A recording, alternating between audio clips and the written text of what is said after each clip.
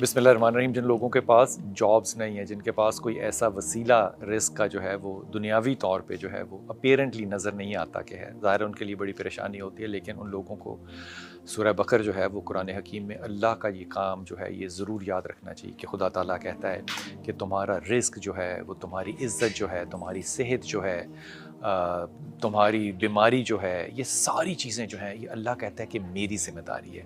अब जिस चीज़ पे हम बुनियादी तौर पे फ़िक्र कर रहे हैं कि मेरे पास ये नहीं है, आप सोचिए कि तक़वे का क्या हमारा लेवल होगा कि हम अल्लाह पे वो भरोसा नहीं कर रहे कि अगर अल्लाह ने अपना ज़िम्मा उठाया है तो अल्लाह ताला हो सकता है कि मेरे मजाज के मुताबिक, मेरे ख़्याल के मुताबिक, मेरे वक्त के मुताबिक, मेरी ख्वाहिश के मुताबिक ऑपरेट ना करे, जो कि वो अल्लाह है।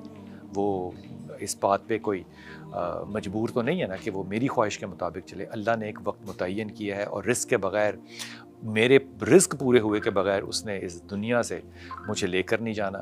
सो ये जो परेशानी होती है ना कि ना मिलने की, ये बुनियादी तौर पे एक बैटल होती है जो कि आपने खुदा के फ़ैसले और अपनी डिज़ायर के दरमियान जो गैप आता है ना, ये वो एंग्ज़ायटी है जो कि आपको परेशान कर रही होती है। क्योंकि रिस्क अल्लाह ने देना है, हो सकता है आपकी उस उम्मीद के मुताबिक ना हो जो आपने सोचा। मिसाल के तौर पे गौर फरमाइए कि हम जब तालीम हासिल करते हैं तो हमारा ख्याल है कि हम अपनी तालीम के मुताबिक जॉब हासिल करेंगे।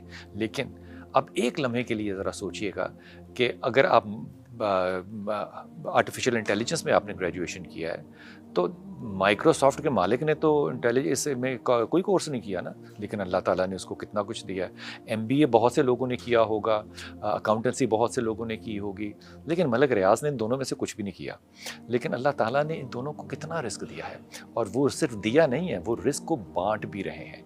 तो अगर ये कर सकते हैं तो आपको क्या लगता है कि अल्लाह ताला का जो कद है, वो, मैं मिसाल के तौर पे बात कर रहा हूँ, वो छोटा है कि वो रिस्क नहीं दे सकता, वो यकीनन रिस्क दे सकता है। लेकिन वो जो वक्त आपने दरमियान का गुजारना है, उसके लिए जो रवायतें हैं वो मेरे मोहम्मद सल्लल्लाहु अलैहि वसल्लम ने आपके सुकून की तलबी के लिए बहुत ज़्यादा ताकीद के साथ बताया है। और दो लफ्ज़ हैं, एक है या ज़ल जलाल, ज़ुल जलाल भी आया है कुरान में, लेकिन आपने आखिरी दफ़ा वाला पढ़ना है, या ज़ल जलाले वल इकराम।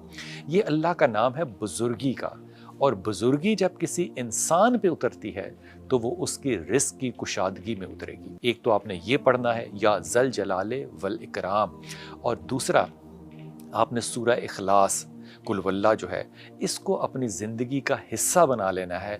एक दफ़ा आप ये तस्बीह पढ़ें, एक दफ़ा आप ज़ल जलाल की तस्बीह पढ़ें, ये पढ़ते रहना है और सिर्फ अल्लाह से ये उम्मीद लगानी है। और ये उम्मीद जो है ये झूठी नहीं है, ये सिर्फ उम्मीद जो है ये उस वक्त तक तयन करने के लिए है जब तक अल्लाह ताला वो रहमत आप पे नाजिल कर नहीं देता।